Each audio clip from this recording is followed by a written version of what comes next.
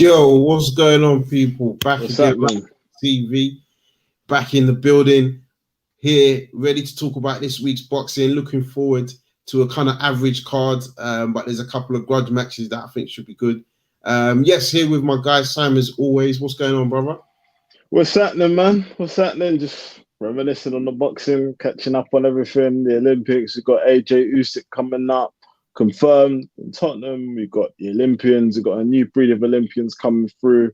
Congrats to Ben Whitaker, Fraser Clark, and Yafai, who's also in the final. So, we've got some exciting stuff to go through, as well as kind of looking at the new change the game of the zone, and obviously our guy Eddie. So yeah, bro. Bro. I think I'll just start just to kind of get it out of the way. I think talking. You mentioned AJ Usyk, Joshua Usyk, and I've got to say, to be fair, obviously the news came out that they sold out the tickets more or less immediately, and I think that's a good look on all kind of bases, right? I think forgetting the pandemic and the vaccine passports, blah blah blah. I think the fact that that a fight of that magnitude in terms of stadium attendance could sell out that quickly, I think it bodes quite well. They haven't spoke about the layout, so I'm presuming like it's not going to be a social distancing thing. No, it's not. Reduce the capacity. So I think that's a good look. Kind of goes to show that people have been waiting to get back to watching boxing live in arenas. And to be fair, this is a sick fight.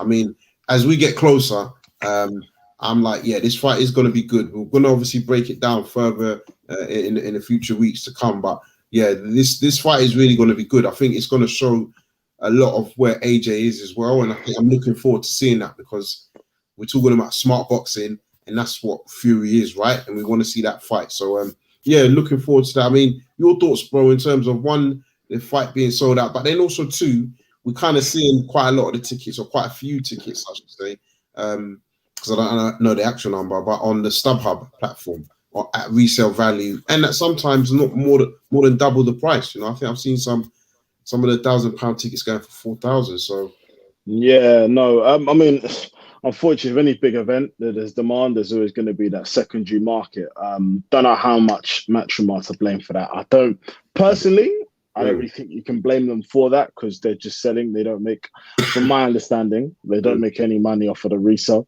even though StubHub are a partner. But what they can control is that those tickets are real and authenticated, whereas some other platforms have all these dodgy tickets that aren't actually authentic. So happy about that. I mean, looking forward to Tottenham having a fight in the Tottenham Spurs arena, the Spurs arena, which is going to be interesting. Like, don't get me wrong, I'm an Arsenal fan, but I've been in that stadium for NFL events and whatnot, and I'm telling you, it's the nuts, man. Like, it is really, really nuts. I've got a tour. I've been inside like the NFL change rooms. It's mad. Like, so it's going to be real good to see, especially if it's not socially distanced. It's going to be one of the biggest combat events since kind of the COVID era. So it's going to be real good to see. Going to be very interesting to see how fans are, how everything is. But no, all in all, I'm looking forward to it. But the secondary stuff is just part and parcel with the game, unfortunately. Exactly. No, and I think to that point, you spoke about the secondary market, as it were. I think you are right. Big events, this is what happens. Like, you can cross sectors, right? Not just boxing as a sport. You talk about football games, you talk about concerts, all types of musicians. You are going to see that. So, I can see why people might just be like, oh, what's going on here? And people are disgruntled. But I think I would never lay the blame at Matchroom's doorstep, so to speak. I think what clearly probably is a bit, I don't even know the word to use, but like, I think the partnership with StubHub is probably where people might be like, well, how is it that, you sell a ticket and the secondary ones are on a platform your partner provides? But I'm pretty certain they would have done their analysis. And I always look at these things from a business perspective, that they wouldn't go into that without really saying, well, how does that look, number one? And number two, where is the benefit for the end user, the customer? So I'm pretty certain that they'll be able to promote that. And you just got to see what happens. But definitely, as we said, AJ versus Usyk,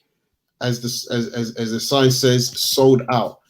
So for those of you that will be in attendance, I'm sure you're going to be looking forward to A great fight. Get your COVID test done. Yeah, exactly. It's going to be a packed atmosphere. Moving on. As you spoke about this week, this is the agenda. So definitely we should have added Ebony Bridges to that list. But I think there's no place better to start really than let's start with the Team GB boys, because I think, you know what, they don't always get a lot of promotion and whatnot. But let's start with the Team GB boxing team. I think we've got to say big ups, obviously, Yafai, was it Gamal? Because I'm like, yeah, that the genes in that family are strong. I'm sure there's about 4 of them that are all fighters. But yeah, congrats to him. He's made the final. Hopefully, he gets through when he obviously he gets the gold medal. I mean, what's your thoughts? What's been a standout? Not necessarily a standout fight, but have you enjoyed watching these guys fight in the tournament? I've enjoyed as much as I like the British on Team GB. I've really enjoyed watching the Cubans box, man. They're sick. They're unreal, man. The Cubans are real good, real kind of tacticians. Love seeing them box. So yeah, they're the best guys that I enjoy. Those are the guys at the Olympics. I love seeing them guys watch, especially the Mexicans and whatnot. But yeah, it's good to see the new crop of guys who are going to be the next kind of future pros. Yeah, is it Ben Whittaker? Ben Whittaker, right? Yeah, I've really liked him. I really like him. I really like how slick he is, man. He can move really well. Like he is a real well drilled technical machine, and I'm excited to see him amongst the whole heavyweight scene. And obviously he's gonna have his learning fights, but I'm excited for him to get into the big fights already, man, because he's really gonna be. I think he's gonna give a lot of people a lot of challenges. If he, depending how well he does in the pros, and if he's guided correctly, I could see him really be up there with the Bivels and those kind of people, man. The funny thing is, right, again, because you see, I think it's that visual image, obviously, and he gave a good speech, post-fight interview, but, I think everyone's going to forget that he medaled. He was a silver medalist. Yeah.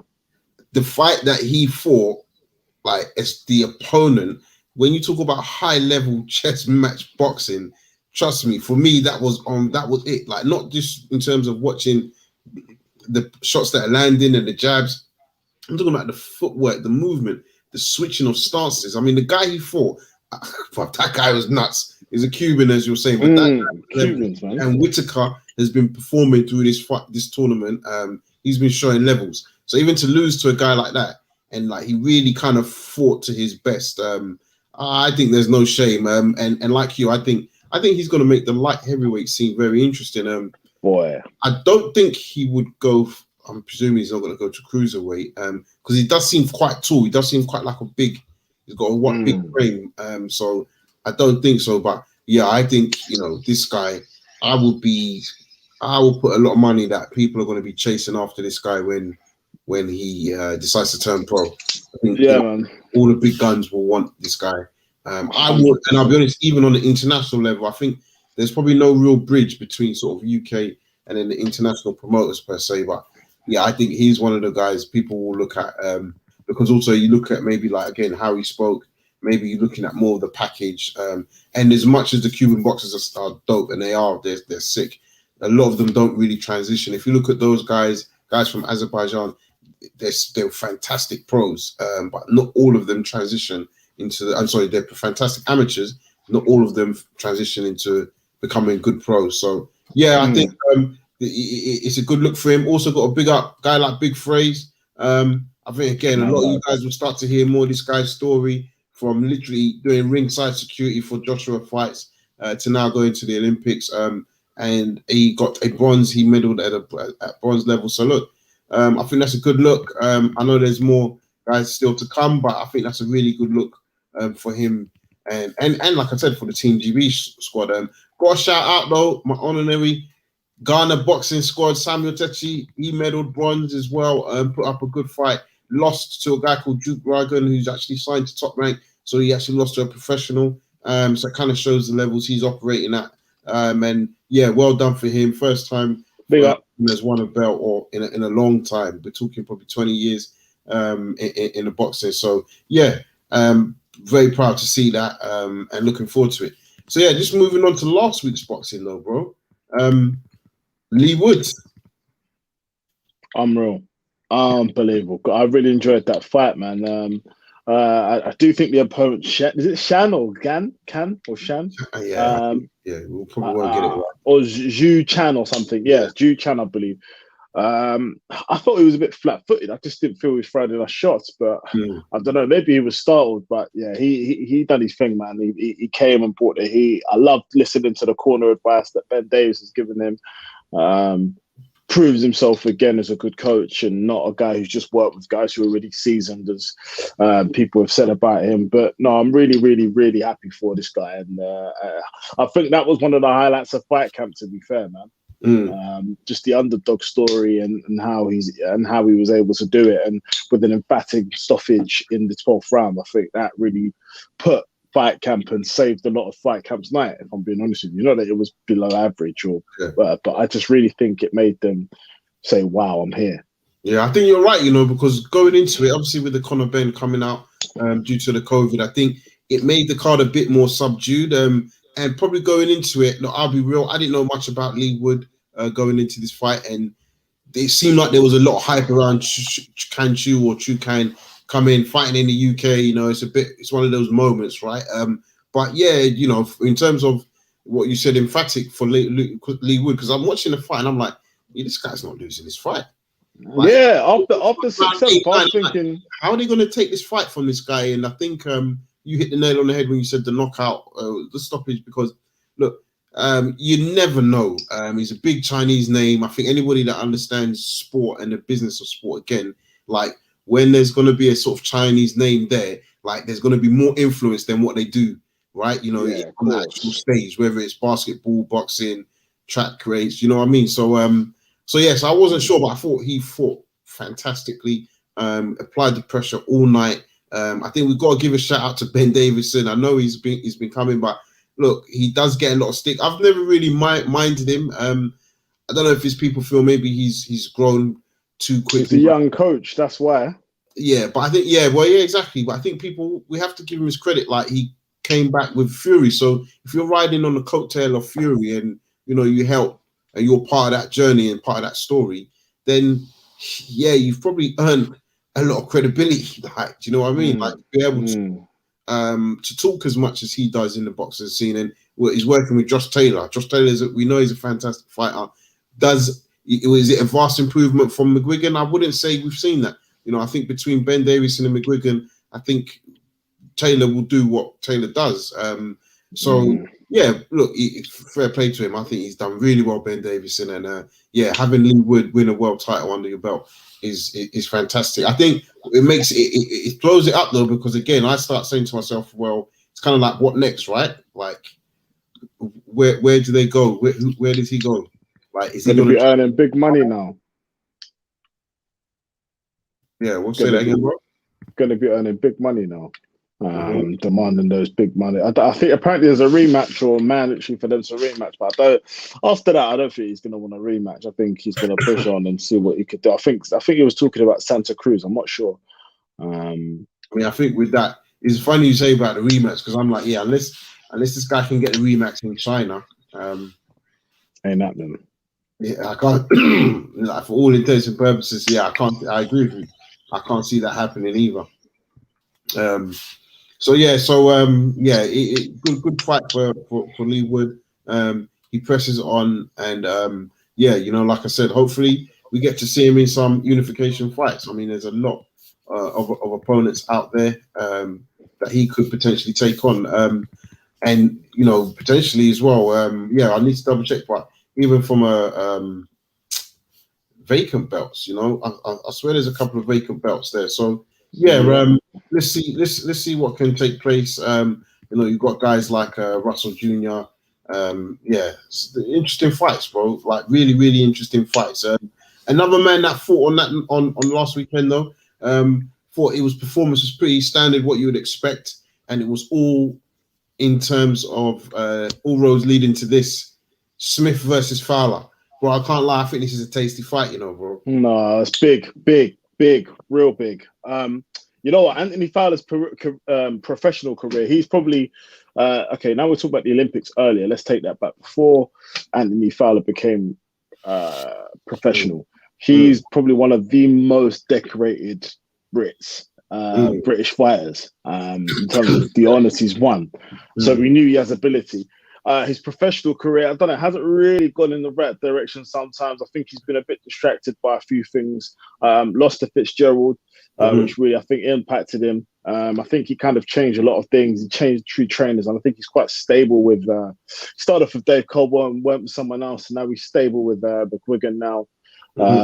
Yeah, man, I think he's kind of taken himself out of that Liverpool bubble and brings himself into Canterbury and Kent, where McGuigan trains to focus with Okoli and Dubois, and man, yeah, all really good for him. Really, really good performance. I think it's his second or third performance under McGuigan. Yeah, this was kind of a business as usual performance, just kind of getting those rounds, kind of just warming yourself up, getting the rounds before the big fight is announced with Liam Smith. And I think I think it's a real 50-50 fight. I think Anthony Fowler's got the youth and power, whereas Smith's got the experience. He's been in the big arenas. And he's just got the experience, man. He's really just got the experience. So it's new versus old versus new, however you want to call it. But Liverpool all-out battle, man. And I think this is going to be. I would, if I could get there, I'll probably get there, man. I think that's going to be. I think that's going to be epic. Yeah, epic. No, I mean I agree with you. I think it's going to be big. I heard Bailey talking about North Liverpool versus South Liverpool, so that's new to me. I didn't really know the dynamics in that point of view. But I do think it's an interesting fight. I think one of the big dynamics I like though is that I don't want to say like the winner goes nowhere, but it's kind of like it's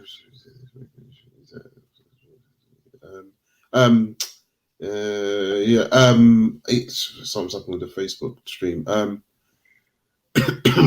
Give me 1 second. Give me 1 second, bro. This Facebook stream seemed to disconnect. Yeah, so with Liam Smith and Fowler, I feel like, I don't think for Fowler, I don't think if he should lose, this would be a huge issue for him. No, it's not.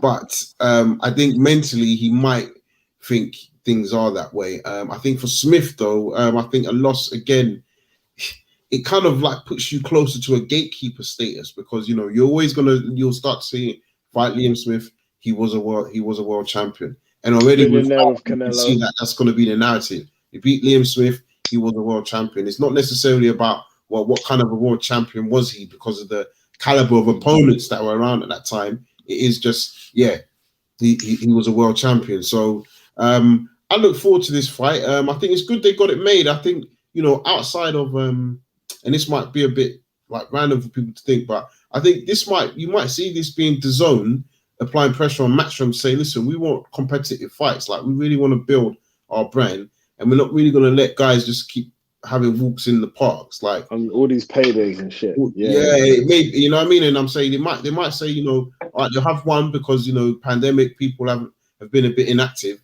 But, like, once we're seeing that, again, they're doing the stadium arenas, like they're selling tickets. When that starts building its momentum, I think they're saying, listen, we want to generate interest. And let's be real, bro.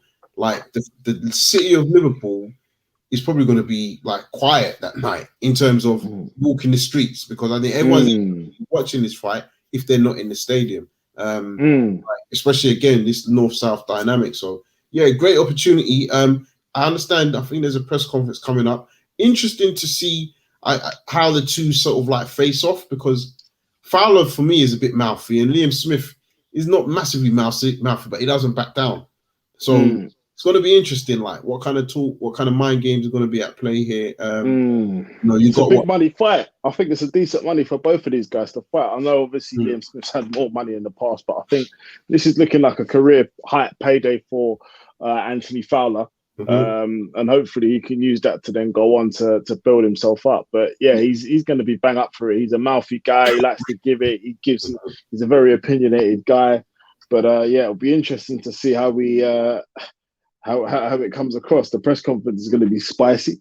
I thought Anthony Fowler is going to be talking a lot, going to be opening his mouth, saying this guy's a has-been and whatnot, and really trying to sell the fight. So yeah, it's going to be interesting, man. But ultimately. If Fowler is the guy who we think he is with the pedigree and whatnot, I think he should just about edge it against Liam. I don't think there'll be any knockouts, but if it is, bigger statement. But if not, I think Fowler should just about edge it.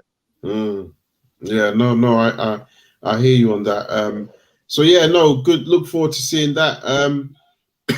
I mean, obviously, we will touch on this weekend's fight card, headed up by Galahad and Jazz. We also Ebony see Bridges is back. Ebony Bridges is back. Yeah, and as you can see, Fiaz Babic versus Bennett, who I'm not sure, I don't know much. I don't know much about. Yeah, nothing to kind of jump up and down about, but it's boxing nonetheless. What's the standout fight for you? Wardley Webb, man. It's got to be that. Okay, why? Just because these guys have got a bit of animosity towards each other. Wardley comes to fight. Wardley's going to look to knock him out. Nick Webb's he's shown that he's not got a glass chin, but he's a heavyweight and he has been knocked out before. He's come off a decent win off the back of Gibraltar. So it's going to be a good fight. These guys genuinely don't like each other. So it's just going to be good to watch, really. I think that's the only thing that I'm going to be looking forward to get me excited about. I think Ebony Bridges, yeah, seeing her, she's always excited. She fights quite well. Very interesting character, so it'd be good to see how she fights. Comes off the back of a defeat to Shannon Courtney. Yeah, so Shannon Courtney. So it's going to be a good one to watch. Yeah, no. I think yeah, you're right. Wardley Webb. It seems like that's probably the pick outside of Galahad versus Dickens. Interesting fight. This, I have to be honest. I think Dickens he has kind of worked his way up the rankings. I guess you could argue, and I would argue that. But I think, from a, how do I say it? From a levels perspective, I think this is going to be a big ask for Jazzy Dickens, and not necessarily that, not that from a fear perspective, because look, he fought Rigonda a few years back, or many years back, and he has fought kind of like at the higher level. But I think it's in terms of like, can he be cute enough to beat Kid Galahad? I don't know. Galahad also, sometimes you could, in my opinion, sometimes flatters to deceive in terms of, we know he looks cute, good movement, elusive, but like, is he really putting it on opponents? So I think this fight is going to be interesting. I think Galahad, really, if he's got real ambitions to be a champion and and say that he's of a level, I think he's got to be stopping Jazzy Dickens. I think he's got to stop him. So of course, seeing how that plays out. But I think Tony Bellew's in Dickens's corner. He's going to be maybe influential. Even if you're talking about ringside, shouting, screaming. So see how that plays out. Yeah, definitely. But Spurs, ultimately, it's not as exciting as week one, but it's going to be there. If I was a matchroom, if I paid for those 750 quid to watch that, I'll be disappointed, man. Yeah, exactly.